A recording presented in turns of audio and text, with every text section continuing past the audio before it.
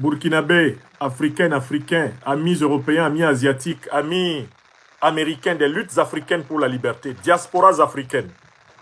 Ce dimanche 2 octobre, dans la matinée, après y avoir été obligé par la mobilisation exceptionnelle, non seulement du peuple burkinabé, mais également de l'essentiel des forces armées du Burkina Faso, M.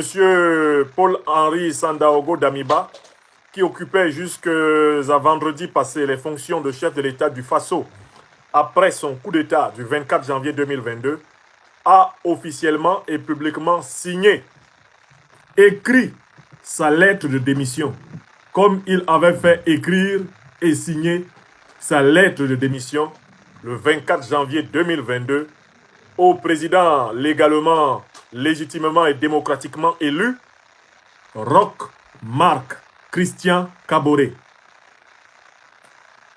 Voici les dernières informations obtenues après recoupement auprès des citoyennes et des citoyens présents sur la place de Ouagadougou. Je vous les donne dans l'ordre. Première information validée, c'est la démission de M. Paul-Henri Sandaogo Damiba, démission signée, écrite de sa plus belle main, des fonctions de chef de l'État et de président du Faso qu'il occupait après son propre coup d'État du 24 janvier 2022. Deuxième information extrêmement importante. Probablement à cet instant précis, doit déjà se tenir au camp militaire Babassi de Ouagadougou une rencontre entre le nouvel ordre militaro-politique burkinabé dirigé par le capitaine Ibrahim Traoré et les forces vives et dignitaires du Burkina Faso. Selon les informations qui nous sont parvenues, une réunion décisive se déroule normalement, à moins qu'elle ne soit achevée, au camp militaire Babassi. Troisième information que nous pouvons confirmer à l'Afrique des libertés. Le peuple burkinabé est massivement mobilisé et tient l'essentiel des rues et artères centrales de la capitale Ouagadougou, tout comme dans les provinces, dans les villes de province. L'essentiel des artères stratégiques de la ville de Ouagadougou est également quadrillé par l'armée burkinabé en symbiose avec le peuple. Pour la première fois depuis plusieurs mois, le peuple burkinabé est dans les rues sans craindre la police, la gendarmerie et l'armée qui, depuis Roch Marc Christian Kaboré, avait pris la mauvaise habitude de l'empêcher de manifester, de l'empêcher de s'exprimer. Et puis, il y a une quatrième information, c'est, à moins que cela ne soit déjà en cours, le passage, sans doute sur la radio-télévision burkinabé, du capitaine Ibrahim Traoré, qui devrait former un régime de transition dont le gouvernement sera dirigé par un premier ministre civil, tandis que lui et ses camarades de l'armée burkinabé se consacreraient au travail de démantèlement de l'emprise terroriste et de l'emprise impérialiste sur le Burkina Faso. Voilà les 4 informations que je voulais absolument vous transmettre. Après les avoir recoupées de sources sûres, vous pouvez les partager avec certitude. Maintenant, commentaire des 4 informations. Quand on lit Jeune Afrique, quand on lit la presse de la France-Afrique, on apprend que M. Damiba a été contraint à la démission. C'est ce que je viens de lire sur cette feuille de chou, ce canard publié à Paris, Jeune Afrique. À savoir que Damiba est contraint à la démission. Je vais vous montrer le titre de Jeune Afrique en question. Damiba contraint à la démission. Et je voudrais faire des observations sur cette manière de présenter la chute de Damiba. N'est-ce pas? On nous dit Damiba contraint à la démission. Je veux prendre ce titre de Jeune Afrique pour vous montrer comment la désinformation fonctionne contre comment la désinformation fonctionne contre le continent africain à partir de ce journal pourri, hein, basé à Paris, cette presse à gage qu'on appelle Jeune Afrique. Alors, c'est cet article-là qui est le summum de l'intrigue. Bon. On nous dit, voilà, c'est cet article-ci que je commente. Burkina, Paul-Henri Sandaogo Damiba est bien contraint à la démission.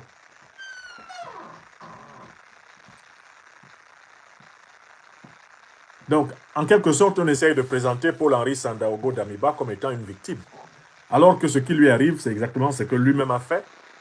Eh bien, le 24 janvier 2022. Le 24 janvier 2022, ce que Sandaogo Damiba a fait était plus grave que ce que Ibrahim Traoré vient de faire. Pourquoi? Parce que Roch-Marc Christian Kaboré, lui, il a été élu. Lui, il était président légal et président légitime du Burkina Faso. Là-dessus, il n'y a pas de débat. Damiba l'a renversé au motif que Kaboré était inapte à la lutte contre le terrorisme. Et il a été toléré par le peuple burkinabé uniquement parce qu'il a promis de mieux faire que Kaboré. Donc, il promet de mieux faire que Kaboré. On lui cède donc la présidence du Faso et au bout de 9 mois, qu'est-ce qui a été vérifié? Il a été vérifié que Paul-Henri Sandaogo Damiba n'était pas capable de faire reculer les terroristes. Il n'était pas capable de délivrer le Burkina Faso de l'emprise du terrorisme. Donc, je voudrais faire remarquer que Paul-Henri Sandaogo Damiba, qui a été présenté par la presse de la France-Afrique ces derniers temps comme le meilleur putschiste, comme le putschiste bon teint, qui a été félicité. Emma, tu viens. Théo, tu lui demandes de venir. Excusez-moi. Emma, viens au salon. Viens avec moi. Tu viens ici. Tu viens t'asseoir avec moi. Viens t'asseoir là. Parce que tu me laisses parler. Je ne veux pas que tu cries. Occupe-toi de tes jeux. Occupe-toi de tes jeux. Voilà. Très bien. J'ai obtenu la paix. Paul-Henri Sandaogo Damiba nous a été présenté par Jeune Afrique, AFP, France 24, RFI, comme étant le putschiste le plus élégant, le putschiste le plus propre, le putschiste le plus beau, le plus doux de toute l'Afrique francophone. La CEDEAO et l'Union africaine l'ont flatté, caressé 1000 fois dans le sens du poil, le présentant comme vraiment l'enfant modèle. D'ailleurs, un communiqué de la CEDEAO est sorti hier, dans lequel il était question de considérer que le coup d'État d'Ibrahim Traoré contre Damiba était un coup d'État de trop. Comme si celui de Damiba n'était pas déjà un coup d'État. Pire que celui de Traoré. Pire que celui de Traoré, pourquoi? Parce que lui, Damiba, il a renversé un président élu. Alors que Traoré, lui, il a renversé un putschiste. Donc, c'était un coup d'État dans le coup d'État. Je fais une deuxième remarque. La deuxième remarque que je fais, c'est de vous dire que, écoutez, il y a deux sortes de coups d'État militaires. Deux.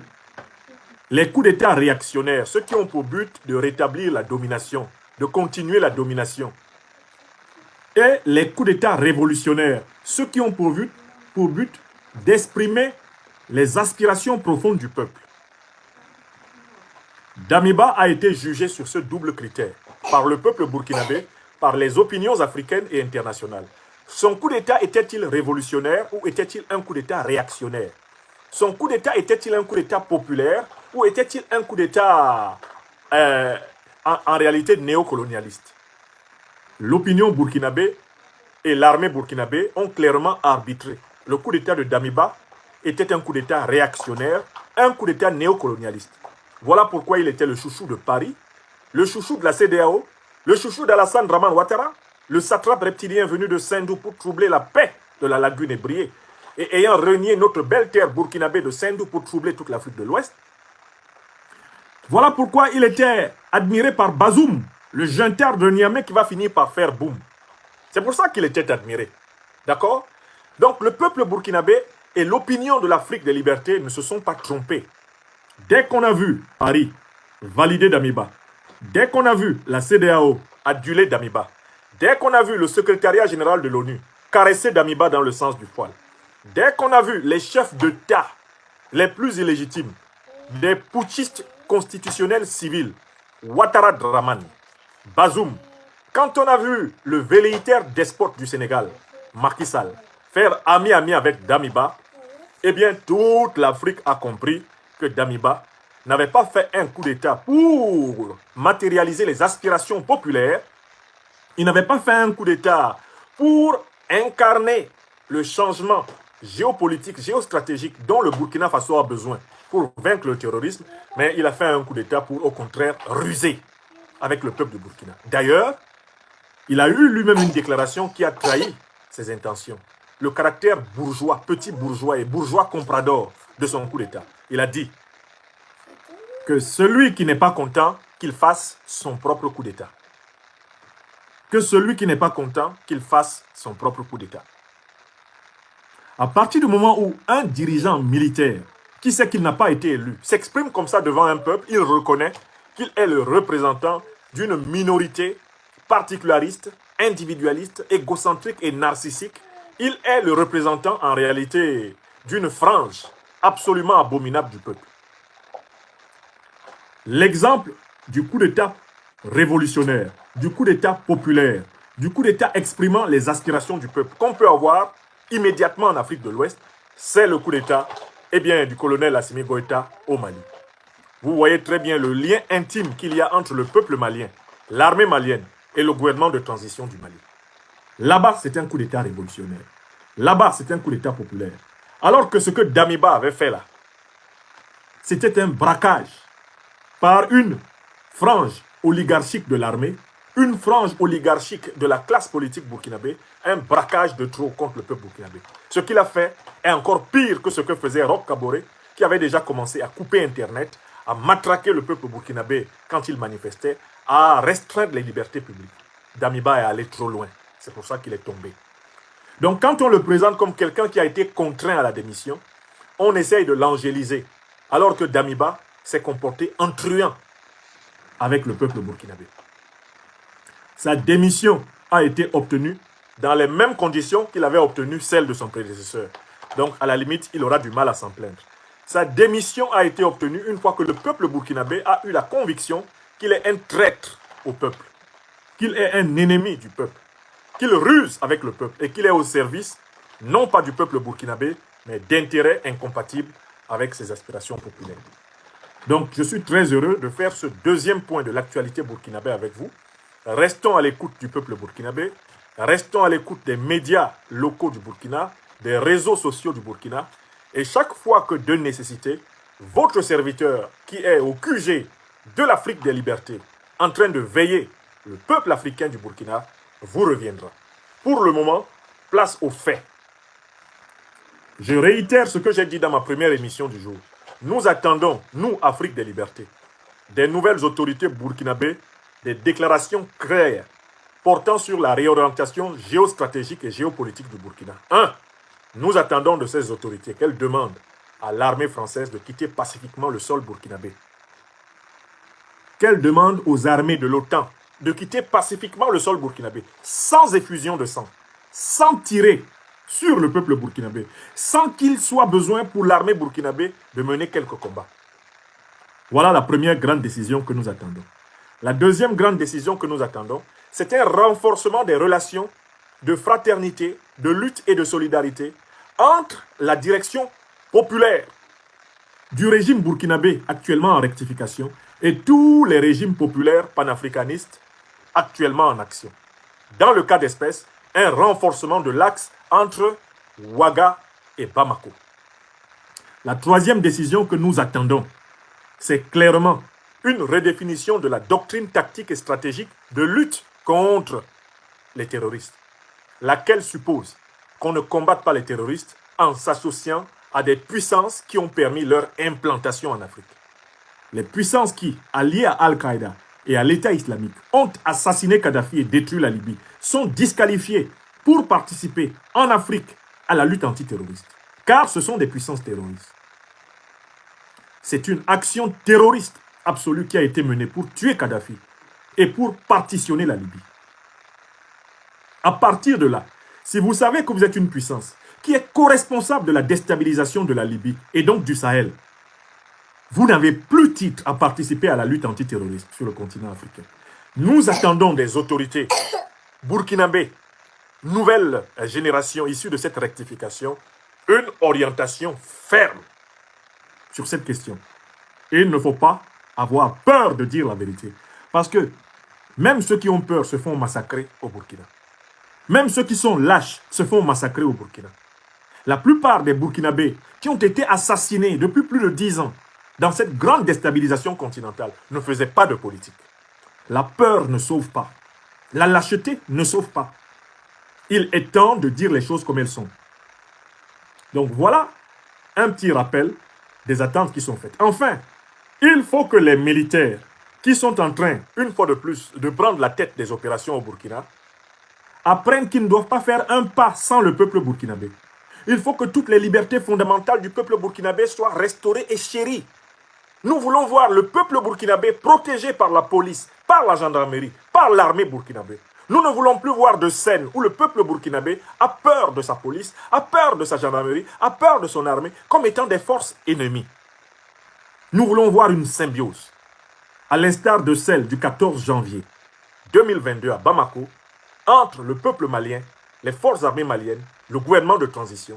Nous voulons voir une telle symbiose réapparaître au Burkina Faso, comme à l'époque du président, le capitaine Thomas Sankara. C'est important. Et voilà pourquoi nous appelons une fois de plus le peuple burkinabé à ne pas se laisser déborder par des actes de violence inconsidérés qui saliraient la grandeur, la grande vision de sa mobilisation. Il ne s'agit pas de cibler les biens ou les personnes. Il s'agit de démanteler la domination. Je le redis une deuxième fois. Il ne s'agit pas de cibler des biens ou des personnes. Il s'agit de démanteler la domination. Le peuple doit se focaliser sur des objectifs précis, des objectifs politiques d'ampleur, des objectifs géopolitiques. Le peuple doit se mobiliser avec un niveau de conscience extrêmement élevé. Voilà pourquoi les personnes françaises, les biens français, ne les détruisez pas. Car c'est cela qu'utilisent les mystificateurs, les propagandistes de l'impérialisme pour présenter les revendications légitimes des peuples africains comme étant des actes de haine. La légitime défense seule autorise n'importe quel peuple à utiliser la force contre ceux qui l'agressent. Si le peuple burkinabé est agressé, personne ne peut l'interdire de se défendre. Mais là où vous n'êtes pas dans une situation de légitime défense, dans une situation d'agression, il faut absolument proscrire la violence délibérée. La révolution africaine n'est pas une révolution raciste. Ce n'est pas une révolution raciale. C'est une révolution spirituelle, c'est une révolution culturelle, c'est une révolution économique, c'est une révolution politique, c'est une révolution sociale. Avec les structures matérielles concrètes de la domination qui doivent être changées en fonction du projet de civilisation africain, dont les valeurs suprêmes mathiques depuis plus de 4000 ans sont vérité, solidarité, vérité et justice. Voilà, je réitère et je martèle ce message. Je réitère et je renouvelle mon soutien au peuple burkinabé. J'appelle le capitaine Ibrahim Traoré et toute la classe politique burkinabé, cette fois-ci, à élaborer une solution qui fasse que plus jamais l'armée burkinabé, le peuple burkinabé et le gouvernement de transition du Burkina ne soient séparés. S'il vous plaît, sauvez le Burkina pour que l'Afrique soit sauvée. Regardez l'exemple malien. Inspirez-vous du Mali. Et que tout se passe dans la discipline, que tout se passe dans l'ordre, que tout se passe dans l'amour de la patrie africaine du Burkina Faso. N'oubliez pas, Burkina, que vous êtes le miroir de toute l'Afrique en lutte. Peuple burkinabé, tu es le miroir de toute l'Afrique en lutte ce dimanche 2 octobre. Quand vous sortez, quand vous vous exprimez, n'oubliez pas que vous parlez pour tous les Africains. Vous parlez pour toute l'Afrique. Que ce que vous êtes en train de faire c'est le chemin de toute l'Afrique des libertés que vous ouvrez. Vous êtes en train de délivrer l'Afrique de l'Ouest. Vous êtes en train de délivrer l'Afrique centrale. Vous êtes en train de délivrer l'Afrique continentale. Vous êtes en train de délivrer l'Afrique éternelle. Votre mission est sacrée. Elle doit donc être menée avec la plus grande rigueur et la plus grande hauteur. Mais bien sûr, le plus grand courage. Car du courage, il en faut. Que Dieu bénisse le peuple burkinabé. Que Dieu bénisse les révolutionnaires panafricanistes, progressistes, maatiques, qui aujourd'hui au Burkina Faso ont une occasion de remettre le pays sur les rails. Et une fois de plus, aux nouvelles autorités militaires du Burkina Faso, je réitère que l'Afrique, le peuple burkinabé attendent des orientations fermes et claires pour la rupture avec les erreurs de Kaboré et les erreurs de Damiba. Des orientations claires et fermes pour la rupture avec les erreurs de Kaboré et les erreurs de Damiba. Toute machine arrière sur ces orientations fermes géopolitiques fera que le capitaine Ibrahim Traoré ne tardera point à être l'objet très facile d'un coup d'État comparable à celui qu'il vient de faire.